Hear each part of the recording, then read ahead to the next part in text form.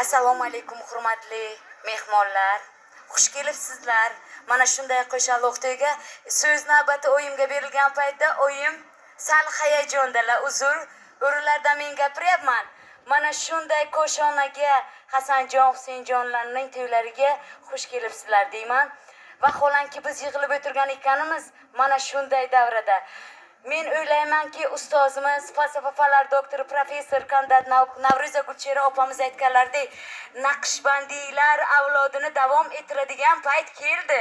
Nimagaki, ustozimiz boshchiliklarida biz shu yilni o'ziga Naqshbandiy tariqatini davom ettirgan holatda Teshaboboni biz mana shunday silsila sharifga kiritdik.